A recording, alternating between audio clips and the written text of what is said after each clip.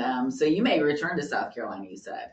I don't know. We'll see what happens. Right now, I'm teaching at Florida Gulf Coast University and just loving Naples. Well, now tell me about this. I was so surprised to hear that Julie, my good friend, turned into a professor, right? And then the next thing I find out, she's an author.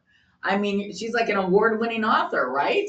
I've had some awards. She's done pretty well for herself. Now, tell us about this first book that you wrote.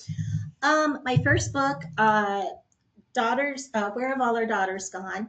And it came about because I read some stories, real life news stories, about women and domestic violence. And what stunned me was I don't know why we have this stereotype that it's only in certain socioeconomic groups. But living here in live a very privileged life. For sure. And it amazed me because I started doing work with the Naples Women's Shelter. And it was shocking at how many women from the upper income levels suffer from Wow. domestic violence. And it's almost like they're ashamed to talk about it. Is that right? And they hide it. They hide it behind the facade of their beautiful home, their the beautiful pictures on their Christmas cards.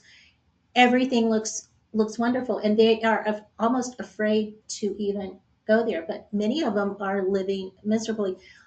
There was, and they don't want to leave because No. that's their source of income. and some of them support. are not just domestic violence, but it goes into financially that they are on a short string.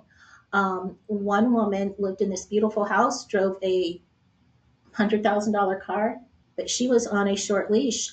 She was tracked all over whenever she would go through Naples. She was tracked how much she would spend, and then she would be. It was almost like she was a prisoner. Wow, that's unbelievable. And but the women's shelter said it is something that is just never addressed. So this book is based on a lot of research, and I made a fictional story, and I did set it in Naples because I subsequently I devoted a portion of the profits to a charity to help, and it's in the back of the book to help women and children.